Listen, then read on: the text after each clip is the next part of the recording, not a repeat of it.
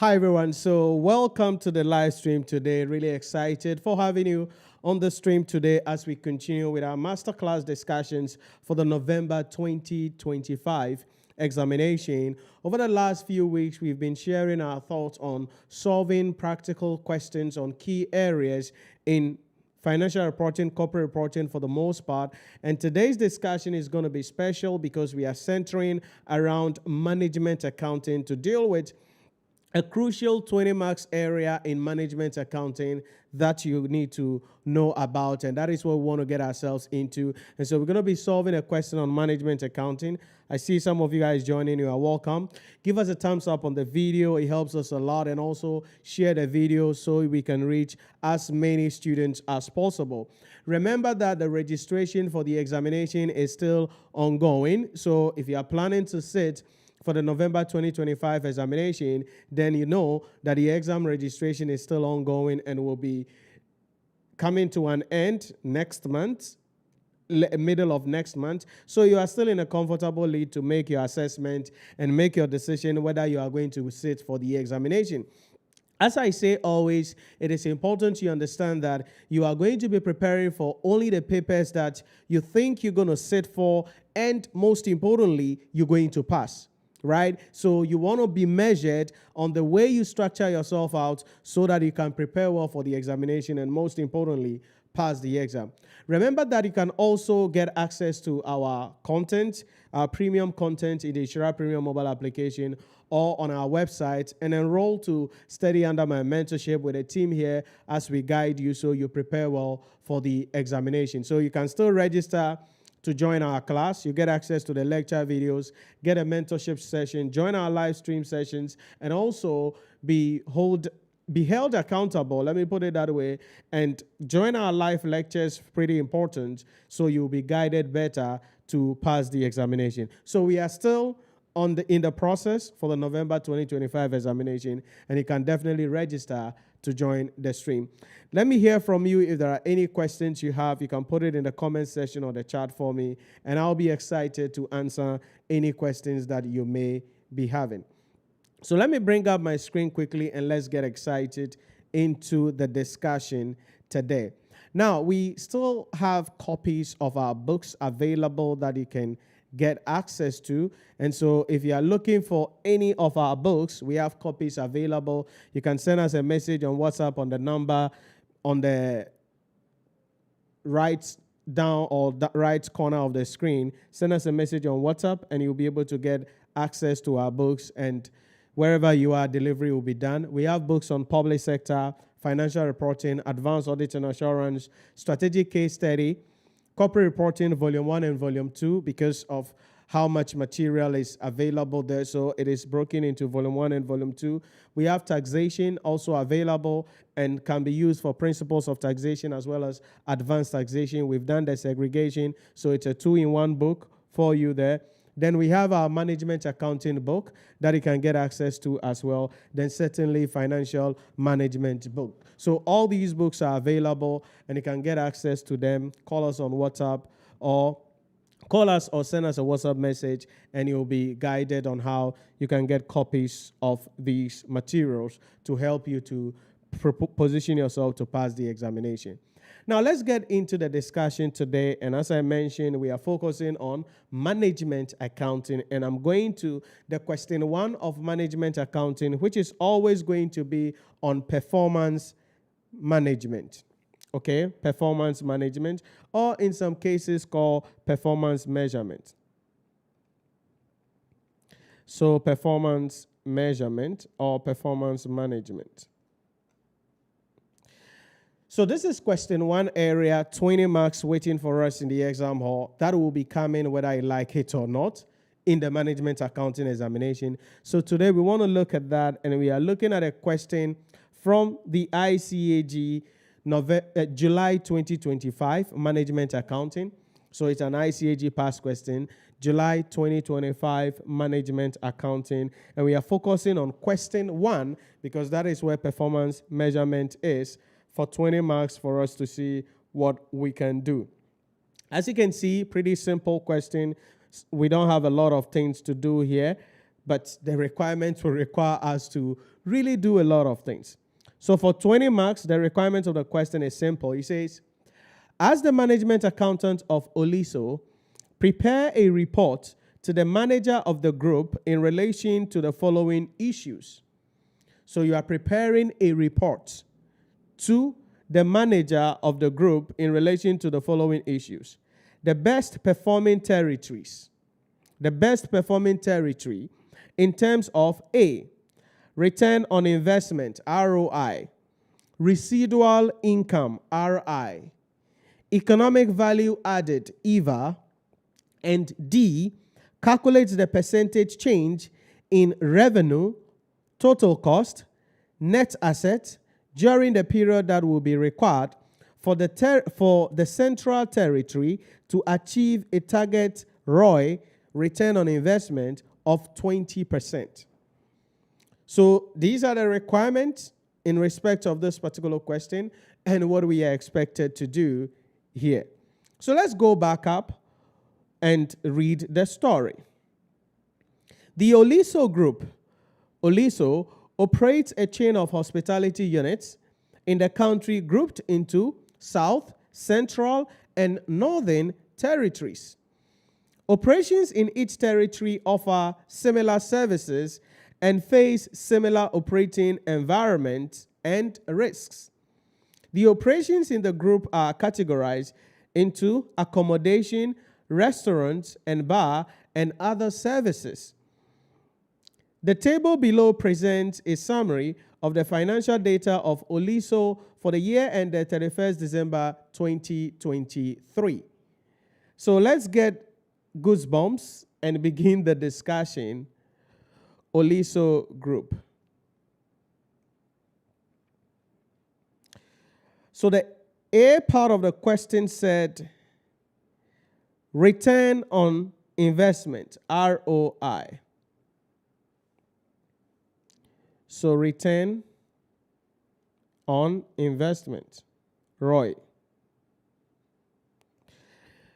Now, if you remember, the formula for return on investment is going to be the operating profit, or if you want, controllable profit for that division, divided by the capital employed, and or in some cases, total asset.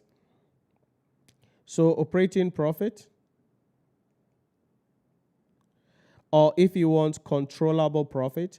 The reason we are interested in controllable profit is because in the concept of divisionalization, sometimes there will be apportionment of overhead expenses, and so of the head office. And so what happens is that the head office exists to serve those divisions. And so at the end of the period, the head office cost will be apportioned between the various divisions. But those costs are not within the control of the divisional heads. And so for divisional performance measurement, usually it is inappropriate to use the actual profit of the division, inclusive of the apportioned division head office overheads, in analyzing them. And so that is why we will be interested in controllable profit, which relates to the actual profit that each division earned, excluding allocated overheads from the head office. And so controllable profit divided by, in some cases, total assets, depending on the context of the question, but usually it could be total assets or capital employed, which is the regular customer. Now, I'm in class, so I need to give you the generics so that if you see it in a question somewhere, you don't run off. So it could be operating profit or controllable profit divided by total asset or capital employed. In some questions, the examiner will say, hey, I want you to use total assets. In some questions, the examiner will say it should be capital employed. In the context of our question here, we don't know what's happening, but let's continue to read. Maybe we will get some images. So for starters, we see the operating profits respectively, which we are going to be working with, which is the same as profit before interest and tax. Then we can see their statement of financial position. Let's look at the additional information because that may give us guidelines on how certain workflows to be done. So let's go. The policy of OLISO is to define residual income for each territory as operating profit less the group's required rate of return of 75% of each territory's total assets. And so when it comes to RI, which is residual income, it's going to be on the operating profit minus 17.5% of the total asset of each of the divisions. Pretty important there. So it means the concept here is not necessarily on capital employed, but it is on total assets. Note 2. The long-term loan is centrally managed and not split among the territories. Good news, because it's centrally managed, so the head office. Income tax is charged at 22%. This is going to be coming in the C aspect of the question, EVA, and we're going to get into that in a moment. Next, IV.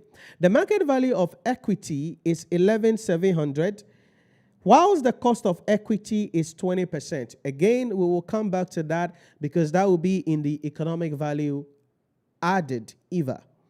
V is the book value of long-term borrowings approximates the market value. Again, those will be worked for in the EVA. One of the things that I keep on telling you throughout the series is that you must know which portion of the story is applicable to which part of the requirement.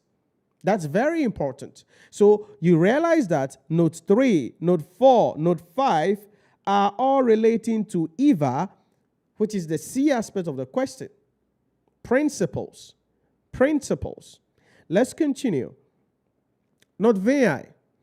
The ROI generated by the central territory is of significant concern for the managers of OLISO, and they are exploring the possibility of achieving an ROI of 20% by considering available options. Okay, that note there could be connecting us to the D aspect of the question, the target ROI of 20%. So that note VI is connecting us to the D aspect of the question, and we'll come back to that in a moment. So we are done reading. Let's get goosebumps and begin to do our work. So A, return on investment for each of the territories, okay? So Southern Territory first. So Southern ROI. Let's get their profits. 514.8. 514.80 divided by, now here, we can use capital employed or we can use total asset for the discussion.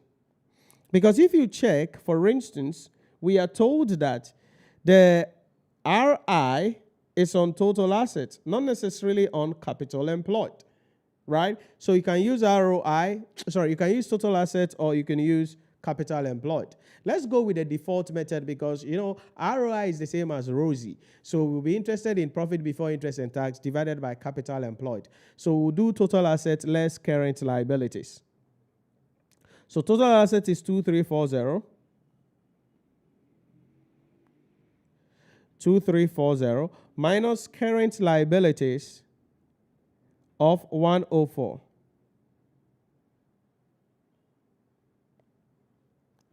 Times 100. So we punch that out. Let's see what we got. 514.8, 2340 minus 104. And I'm getting 23% approximately. Next one. We're going to dance the same way. We are dealing with a central territory. So ROI for the central territory. Operating profit is 573.3.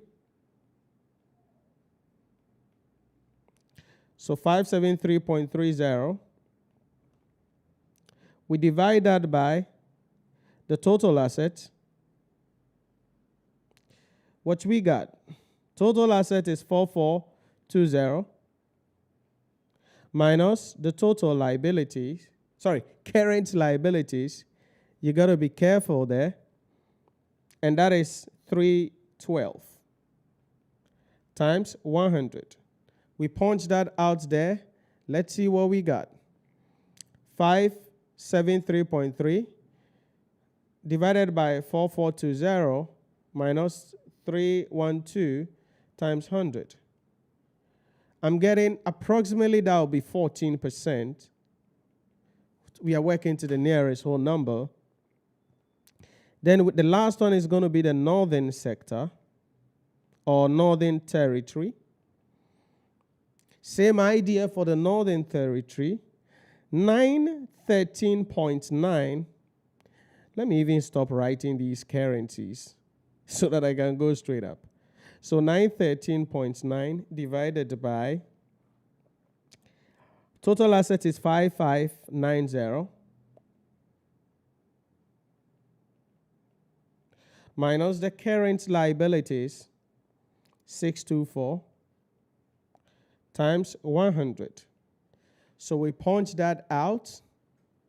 913.9 5590624, and that gives us 18%. It's like 18.4% there.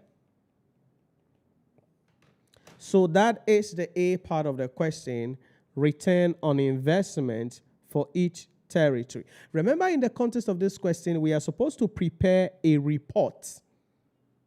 So this will come, the report will come in respect of when we finish the calculation. So we'll come back to that. So that is the A aspect of the question and how we deal with this. So I'm seeing some comments coming up. Let's see if I can address that real quick. Okay, so give me a sec. Let's see if I can have a better. Yep, that's better. Firefox said, thank you so much. Okay. Stanley said, why did we use the asset minus liability? Because we mentioned that, let me bring back my short. We mentioned that, yes, it could be operating expenses over total assets, or the operating profit over total assets, or operating profit divided by total capital employed. Now, if you look at the concept of return on investment, the default calculation is controllable profit divided by capital employed. That is the default calculation for ROI. So that is why we are using the capital employed. Nonetheless, if you use total assets, the examiner could still mark you in that case because of the fact that if you check here, they said, oh, the RI, residual income, is on total assets, not on capital employed. So if you use the alternative approach also, that may be considered by the examiner there. That is the rationale behind the usage of the total asset and not the capital employed and not the total asset in our workflow. So that's the issue about that. That's why we are using that. And that's from Stanley Ajaylu. Okay. Let me know if that is clearer for you there. So let's go to the B part of the question. In B, we are using residual income. So residual income, which is RI, right, is going to be still our operating profit minus the notional interest. So operating profit minus notional interest. The concept of residual income is how much money will be left to each division, right? So whilst the Rosie is looking at the returns on the capital employed by the division, The residual income is how much will be left of the division's profit after they pay providers of finance the amounts they are supposed to pay them. But divisions technically don't pay out any distributions. And so that is why it is referred to as notional interest. It's not necessarily that they are going to pay, but we are assuming if they were paying, how much of their profit will be left. And generally, the interpretation of this, we expect this to be greater, to be higher, because it means that the division has a lot available after the payment of those. So let's bring the idea up one after the other. There we go.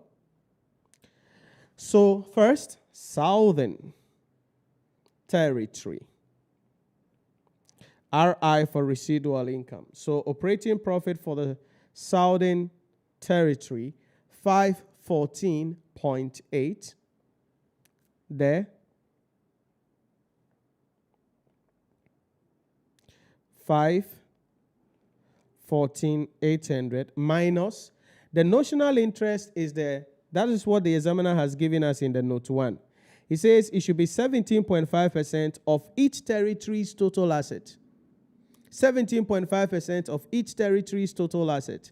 And so we go to do 17.5% of the Southern's total asset, which is 2340. So 2,340,000. And that will give us the RI of the Southern Territory. So I'm going to punch it all in one. 514 is 514,800 minus into bracket 0.175 times 2340,123 bracket close, and I'm getting 105,300. So that is the residual income for the Southern Territory. Let's do the same idea, but this time around for the Central Territory.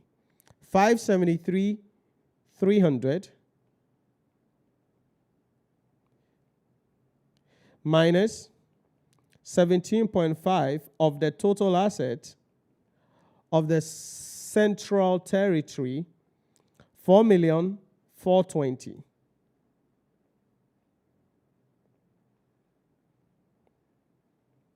So we punch that out to give us the residual income for the Southern Territory. So 573,300 minus into bracket 0.175 times 4420, 123, bracket close, and that is giving me 200,200. But it is negative. Okay, it is negative. Got to be careful. It is negative. So it means the Central Division, they didn't make enough profits to pay off the notional interest. So that is going to be negative. Very important. So they are not making enough profit to pay providers of finance. Next one. RI for the Northern Territory. The Northern Territory made a profit of 913,900,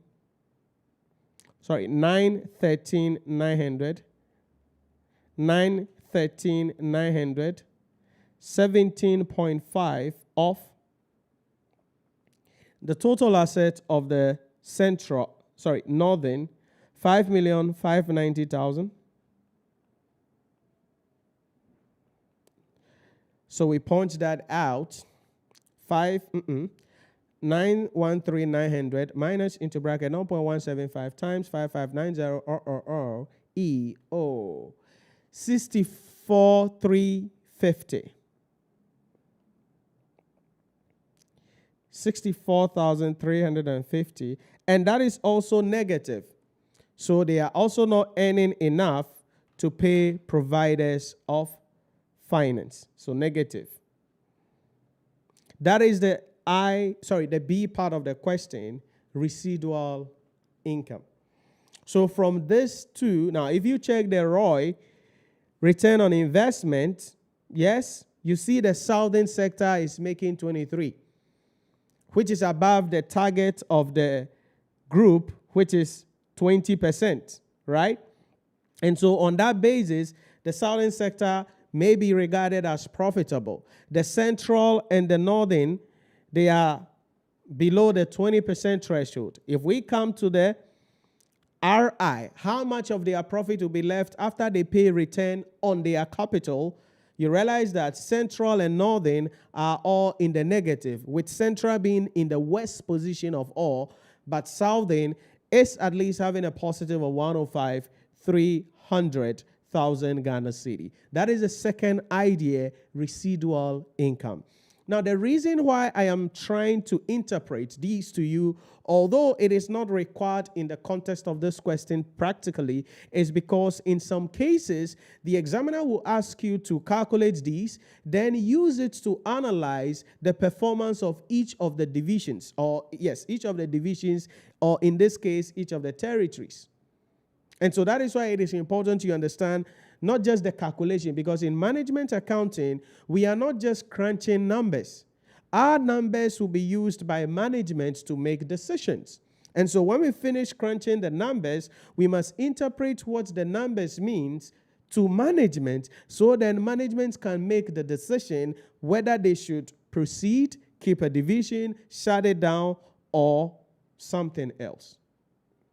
That is the idea about the B aspect of the question, residual income. Okay. Any questions about that? You drop it in the chat or the comment section, and I'm going to read that for you. Next one is my personal favorite area, and that is EVA, economic value added. EVA, economic value added. I want you to stay with me carefully here. It's pretty simple, but quite interesting.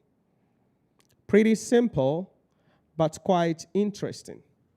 Now, the concept of EVA is simply going to look at the actual economic value that has been added to the company for the year ended under review. And so in that case, EVA, economic value added, is going to be the net operating profit after tax minus the capital employed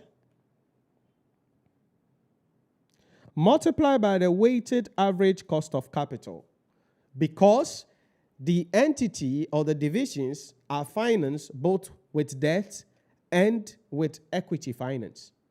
This is the formula, NOPA, net operating profit after tax, minus the cost of capital, which is your capital employed times the weighted average cost of capital. So let's see what we got. If we check the idea here, we are seeing their profits coming up respectively, which we used a moment ago, and we'll come back to that. But then we need to calculate the cost of capital, what is on the left-hand side. So stay with me carefully, because we're going to be working one after the other to build everything into the system generally. So stay with me carefully. So first, let's work for what is on the far right side, the weighted average cost of capital first. Weighted average cost of capital, WACC. That's what the WACC stands for. And so WACC, if you remember in your financial management class, is going to be VE over VE plus VD times KE plus KD over VE plus VD times KD. That's the formula. Where KE is the cost of equity. Okay? KD is the cost of debt after tax, if there is tax in the question. VD is the value, market value of debt.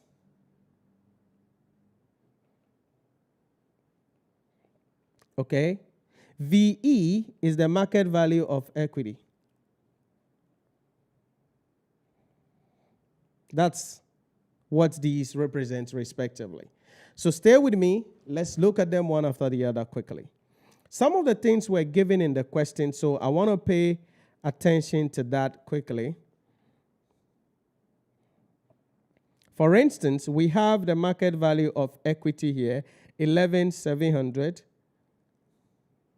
So that is VE, sorry. 11,700. Stay with me. Next, we have cost of equity to be 20%. That is KE, 20%.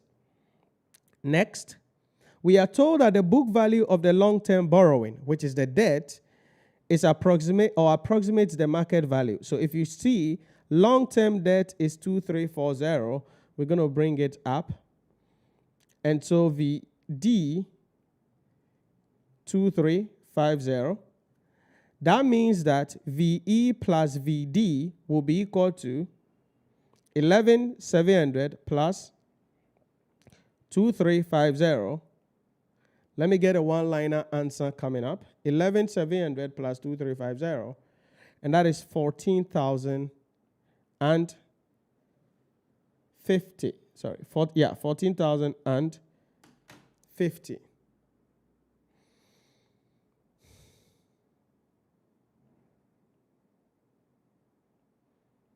14,050. Then we move on to the next part. What else were we given? That's all. But now we need one more thing, the KD, cost of debt. That is not given. So how do we find it? Simple. KD equals I1 minus T all over PO, where I is the interest, the annual interest on the loan note, T is the tax rate, PO is the market value of the debt. So some financial management here, right? But you're in the management accounting class. So let's go. What is the interest on the debt? That was calculated here. Stay with me. Finance costs, 234. So we're going to have 234 into brackets, 1 minus, what is the tax rate? We're giving the tax rate to be 22% of profit. So 22%, so that'll be 0.22. Okay, 0.22. Divided by the market value of the debt, which was given to us to be 2350. Certainly the answer times 100 because KD is in percentages. So that's how we calculate the cost of debt. And there is tax in the question, so it will be KD after tax. So we punch that out. 234 into bracket 1 minus 0.22, bracket close, 2350. Ooh. I'm getting 7.8% approximately. So if you pay attention closely, now we have all that is needed to calculate the weighted average number of equity shares. Yep. So now let's calculate the WACC. Nhyira, so all of these things, how many minutes, how many marks? I have told you, forget about the marks because nobody cares about your opinions about the marks. Understand the rule and go away. 11,700 divided by VE plus VD is 14,050 times KE, 20%, okay, plus VD is 2250. Is it 22 or 23? 23 rather. 2350 divided by 14 and 50 times the cost of debt after tax, which we calculated, 7.8%. So we punch this out, and this gives us the weighted average cost of capital. Again, the reason we are calculating the weighted average cost of capital is because the entity is financed both with equity and debt. So you cannot use just cost of equity. You cannot just use cost of debt, the combined, and that is the weighted average cost of equity. So let's punch that out. If you have a good calculator, you punch all in one. 1,700 over 14 and 50, multiply by 0.2, close the bracket, plus another bracket open, fraction, 2350 divided by 14 and 15, 14 and 50 times 0.078, bracket close, boom.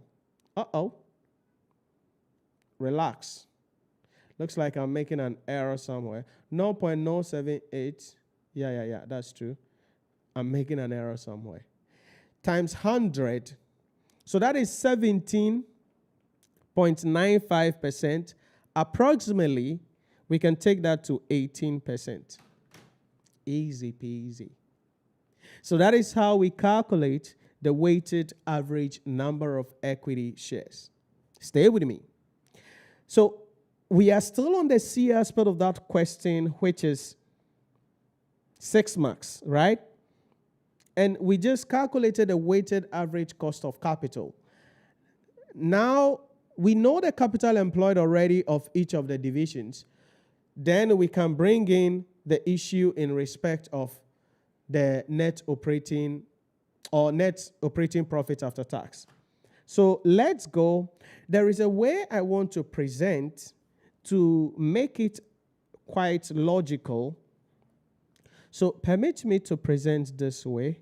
Let's see if I could, because I want to make sure it appears quite logical to you, so there is no ambiguity. So I'm going to slash in my currency sign this way, okay? Then we'll bring in the capital employed.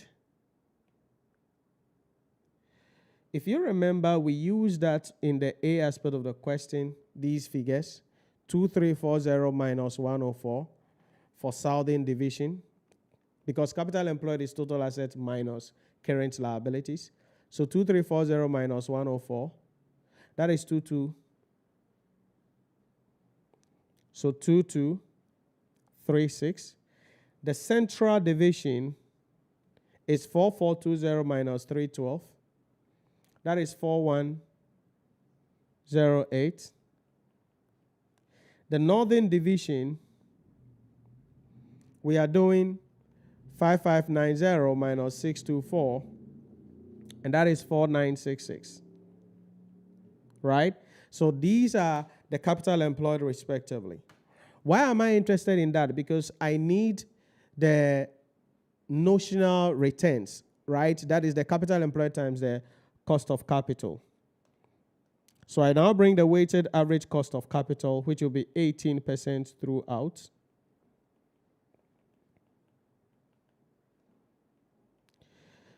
So you are multiplying, and that will give you the notional interest, which we are going to be bringing, or the imputing returns or imputed returns. So 2236 times 18%, 18. That is 402. If we are working 3 zeros up, 402. 4108 times 0.18. That'll be 739. 4966 times 0.18. Maybe that'll be 894 approximately. So that is our right side of the EVA formula. The right side of the EVA formula. So first, we calculate the weighted average cost of capital. Once you have the weighted average cost of capital, we can now calculate the notional interest. Now, I could have avoided some of the workings and punch it directly in the flow and go away. But because I'm in class and I'm looking at this question, I want to present it in a way so you flow. So in another question that we're going to be solving, I wouldn't have to do it 1-1 like this. We can just punch it straight up and go away. But I want to show you this because when we go to the next question, then we wouldn't do this particular workings you are seeing here. But now we have this. So let's deal with our EVA now. So economic value added. Also, Nhyira, all of this for 6 marks. Hey, I see. Yeah, all of this for 6 marks. What do you want? What do you want? You want how many marks? So that's why speed and accuracy is crucial in management accounting. So let's bring in their profits respectively as we worked with earlier. So profit. Let's go. 514.8. Then next one, 573.3. Next one, 913.9. 913.9. Is it 0.9? Yup. 0.90. Okay. Remember what we are looking for in our EVA formula. Net operating profit after tax. So we're going to less the tax. We were given a tax rate to be 22% of profit, if you remember. So at 22%. So we're going to punch these out respectively to subtract it. So 514.8. Nhyira, is it 514 or 541? 514, okay. So 514.8 by 0.22. That is 113. Yeah. Maybe we can do 113.30 approximately. Then 0.22 by 573.3. That would be 126.13 approximately. Next, 0.22 by 913.90, 201.06. So we take these out respectively, and that is what gives us the net operating profit after tax. Okay, no part. 514.8 minus 113.3, 401.50. There we go. 0.50. Next one. 573.3 minus 126.13. Ooh, that's 447.17. Then the last one, 913.9 minus 201.06. Ooh, that is 712.84. So that's our no part. Now we can less the notional interest which we worked for above there respectively, and that is what gives us everlasting EVA. So, boom, like this. So, the notional interest, let me just say above. So you less this, and this is the answer to the question EVA. So I have the last one minus 894, and that is 181.16 negative 447.17 minus 739. 29183. All of the indicators are not in favor of the central and the northern division.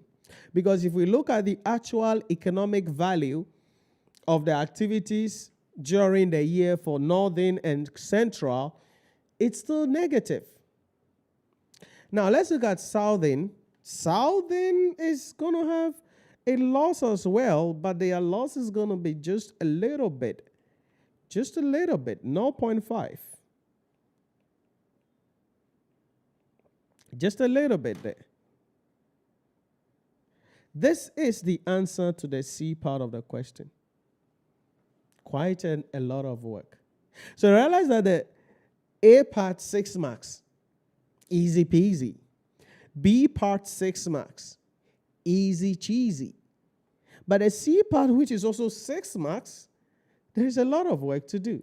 And that's the balance sometimes, right? So there are some of the questions, it's straightforward. You don't need a miracle. Boom, you go. But other questions, you will need some miracles because you need to work a little bit before you come to getting the answer that you need to get in respect of the question. That is the idea about the A, B, and C aspect of this question. Return on investment, residual income, economic value added. Very sweet, simple, straight to the point. Then the D part of the question, which appears to just be 2 marks, but I bet you the workload involved there, it's not a 2 marks work. I can guarantee you on that. It says, calculate the percentage change in revenue, total cost, and net asset during the period that would be required for the Central Territory to achieve a target ROI of 20%. Stay with me. Stay with me. And so we go to the D part of the question. D. So they want to make a target return on investment of 20%. If we go back up, their current total assets is 4420. So what should be their target operating profit? So stay with me carefully because we are focusing on the Central Territory. Because we are working with some reversal approach concepts. So if the target ROI is 20%, then the question we need to ask ourselves is, should be the operating profit? Stay with me carefully. So you know that ROI is the profit divided by the total asset. As per the context of this question, they are dealing with assets.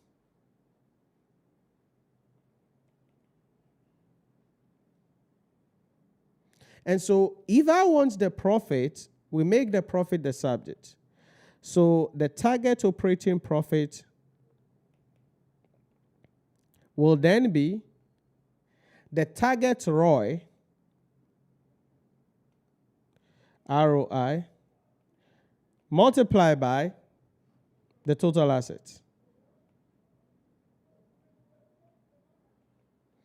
And so if we check, it's going to be 20% times the assets of the division, which is 4420.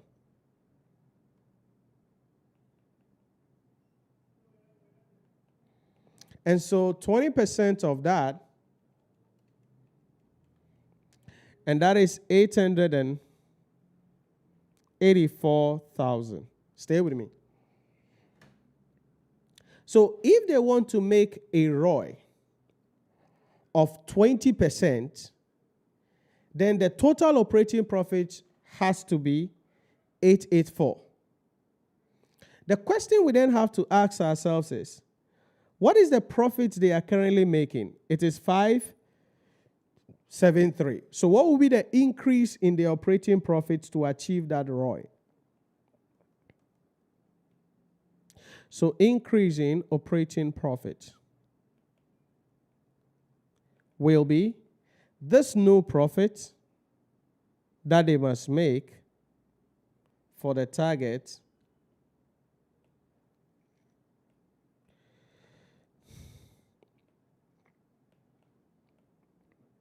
minus the original profits that they made, 573,300. And so that gives us what? That is 310,700.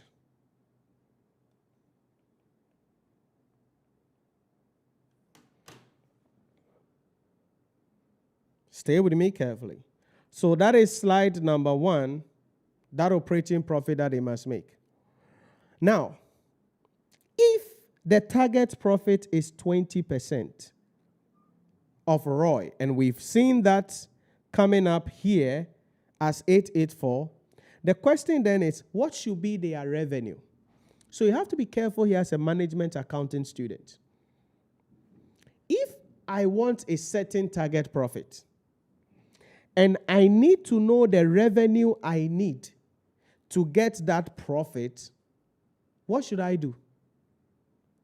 So you then have to go back to your break-even analysis concept. Revenue for target profit. So here we go. So let's look at the revenue for the target profit. From your break-even class, you know revenue to achieve target profit is going to be your operating profit in this concept plus the target profit divided by contribution to sales ratio. Yes, in your break-even, you are thinking about fixed cost plus target profit divided by contribution to sales ratio. We know. But here, the concept available is to use the issue in respect of the target profit. Oh, no. Sorry. Stay with me. Fixed cost plus target profit. Sorry. We have to still stay with this. I must stay with this. HR ratio. Because the target profit is the 884, so I don't need operating profit again. So let's go. What is our fixed cost? Go back to the question, because you see fixed cost for the central here. 1419.6. So 1419,600 plus the target profit, which is what we calculated, 884,000, divided by contribution to sales ratio. You know how to calculate that, so I'm not going to do a miracle here. It is contribution divided by sales times 100. So for the central division, our CS ratio will be the contribution 1992.9 divided by the sales of 2730 times 100. Sounds good? So, because this is your contribution, 1992.9 divided by sales. So 1992.9 divided by 2730 times 100. That's going to be 73%. So our contribution to sales ratio is 73%. So what should the revenue be for us to achieve the target profit of 884?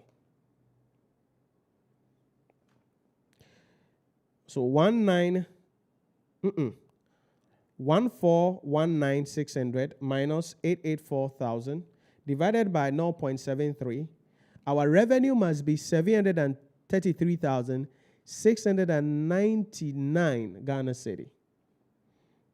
So 700 and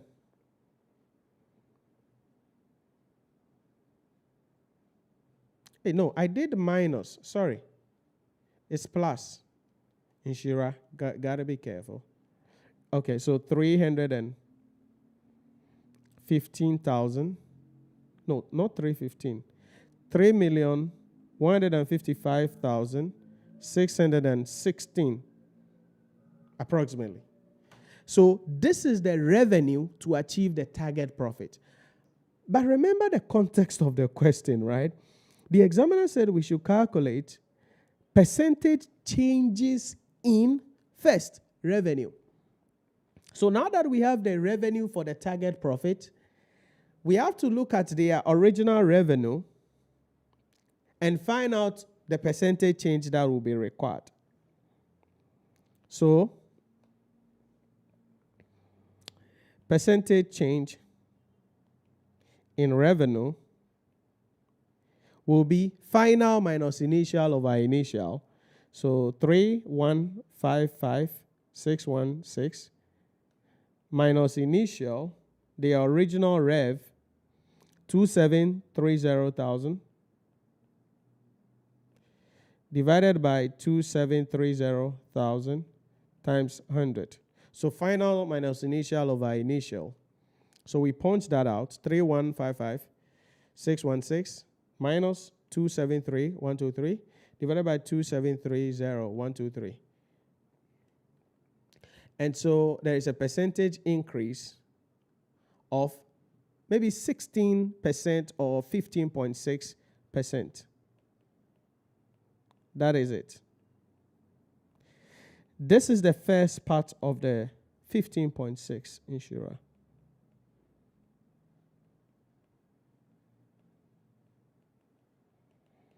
That is the first part of the answer to the C part of the question. Percentage increase in revenue. So let's go to the second item, which is total cost.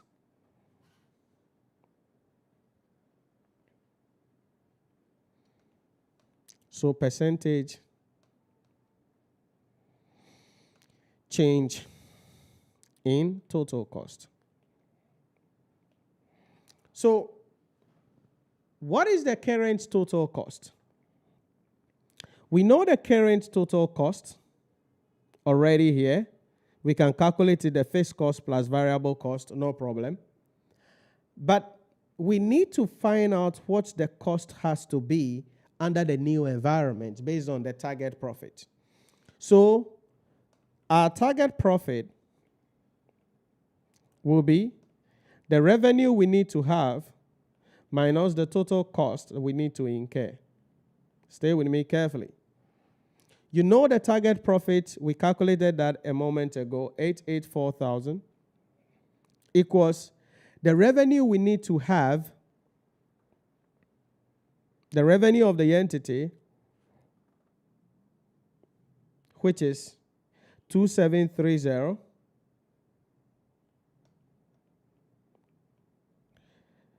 and that will give us a total cost. So it means our total cost will be 2730 minus 884, and that is 18,46,000 for the total cost. Stay with me, let me see. Let's get the old total cost. Current total cost rather. The current total cost is the variable cost of 737,100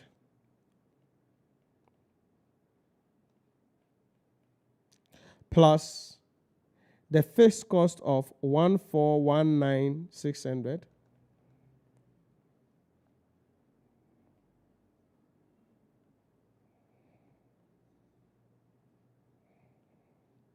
1,419,600. So we add it up, and that gives us the current total cost.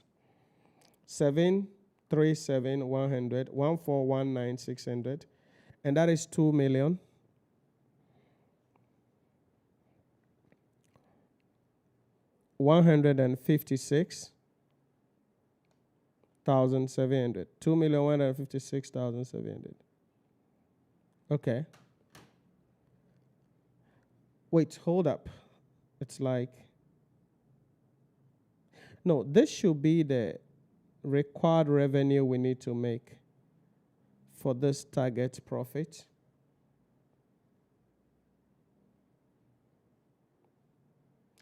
Give me a sec. Let me bring this up quickly. Sitting. Oh, God.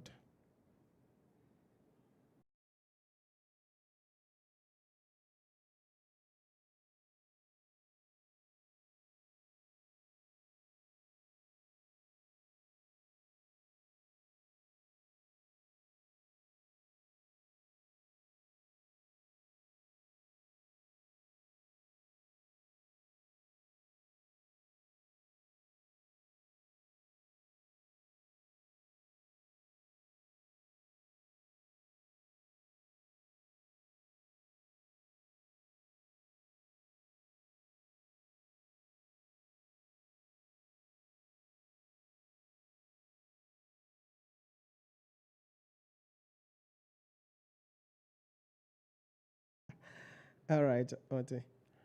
Okay. So let's go. So our current total cost is 2,156,700. But then our new total cost 186,000, right?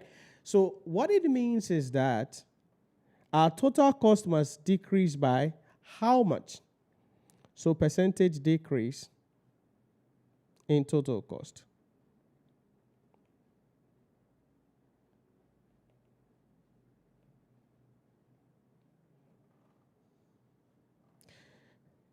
Give me a sec. I'm missing something that I need to get right. Revenue. Because, no, give me a sec. Let me see. I'm missing something. This target profit thing has to work with the required target revenue we are getting here instead, because that's the new environment we are in. So I cannot use the old revenue item.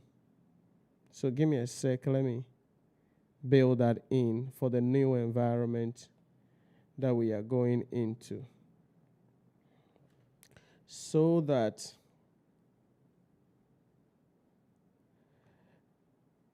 $155,616 minus 884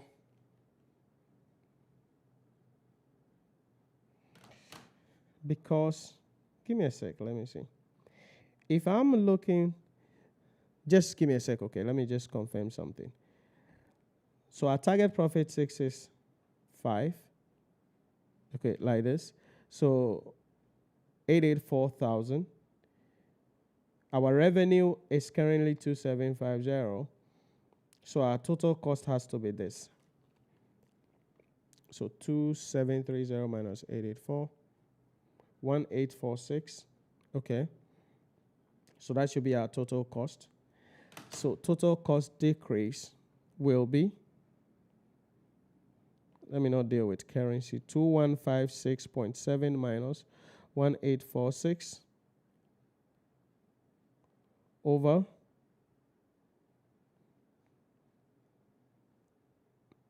2156.7 times 100. So our total cost 2156.7 minus 1846 over 2156.7 times 100, 14.4%. So our total cost must go down by 14.4% for the target profit to be achieved. Then the last thing is the net assets. What should the net asset be to achieve that ROI? So, net asset. Remember again that your ROI equals profit divided by your asset, your net asset, which is the same as capital employed, right? So if I'm looking for the net asset, or if you want capital employed,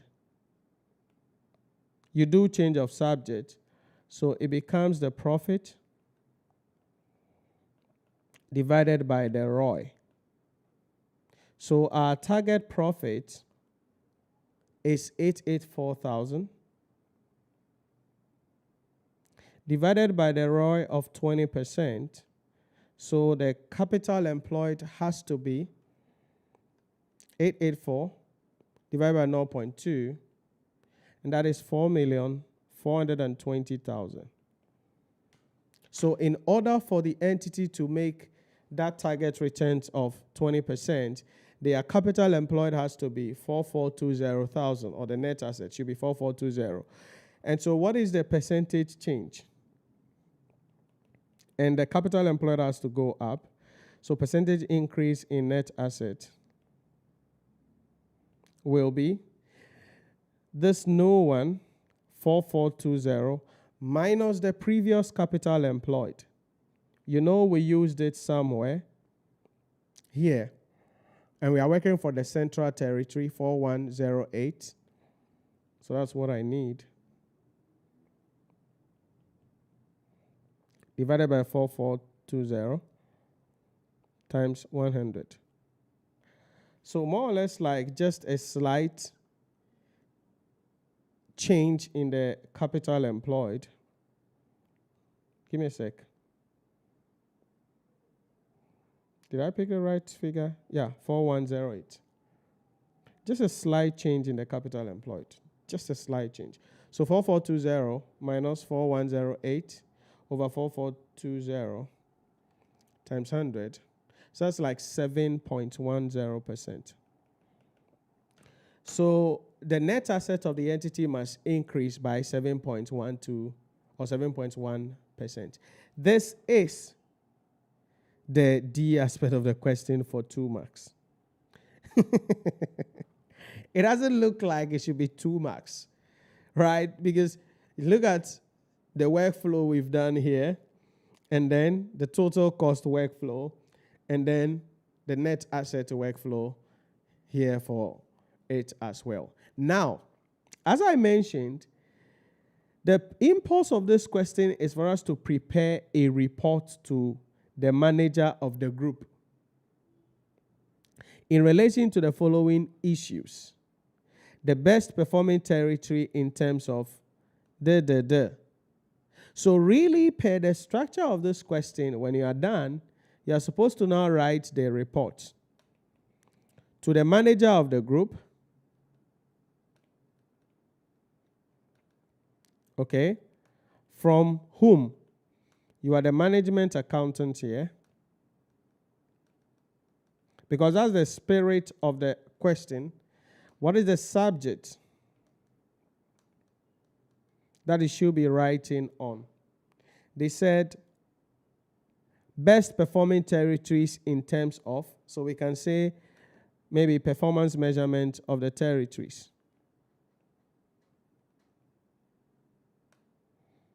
So performance measurement of the territories. Then date. It could be today's date or the day on which you are writing the exam, 24th September 2025.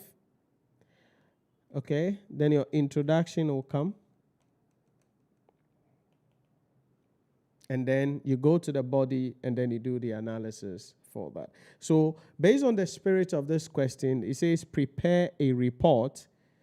After these calculations, Now you need to structure the report and tell us about the best performing organization and that. So what it means then is that these workings become an appendix to the report that you are going to be writing, explaining the performance of the best territory. And we have done that already, that from the ROI, ROI, and then, ROI, RI, and EVA, it is the Southern Territory that's the best performing territory.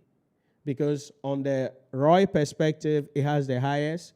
On the RI perspective, it was the only one with a positive. The EVA, even in the EVA, it was negative, but its negative was smaller than the other divisions. So that could be considered as the best performing territory. Then certainly the changes that the Central Territory is supposed to have in that case. This is what you are supposed to do for this question for 20 marks. 20 marks. So really, if you check in management accounting, speed and accuracy has to be your friend to succeed, technically. So slide 1 there for you, the A part of the question. Slide 2, the B part of the question, residual income, RI. Slide 3, the C part of the question, the first one.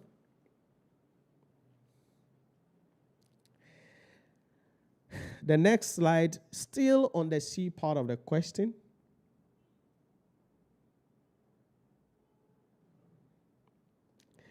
And then the D part of the question, where we are focusing on the Central Territory and finding out how much their profit has to go up, their revenue has to go up, their total assets has to go up. Their revenue, their their net assets, and their total cost must go up to achieve the target profit of 20%. That is what you must understand in respect of this question. Next slide. And then the net assets difference, workflow.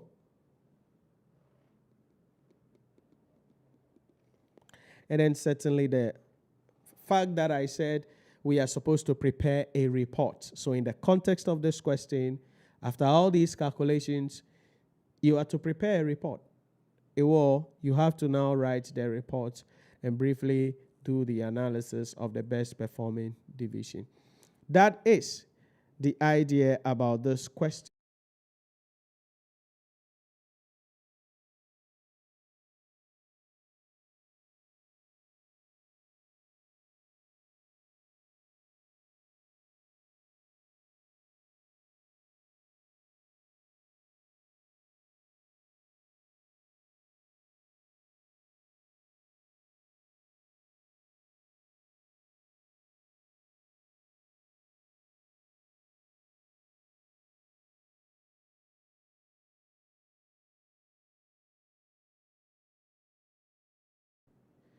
So technically, when it comes to this, there are 3 things you must understand in the question 1 area. The performance of the whole division, number 1. The performance of the whole organization, number 1. The performance of each division, number 2. And then number 3 is the concept of transfer pricing. So in any examination diet, one of these will be there, and you have to be in the position to be able to understand them and know how to write out the answer in respect of that. So that's it about that. Thanks for joining us, and thank you for being part of the discussion today. God willing, Friday, we will continue with the discussion and take something else, possibly still in management accounting, depending on how we can go as we continue with the discussion. So enjoy the rest of your week, and I'll see you on Friday, same time, 16:30 GMT or 4:30 p.m. Ghana time. Bye-bye.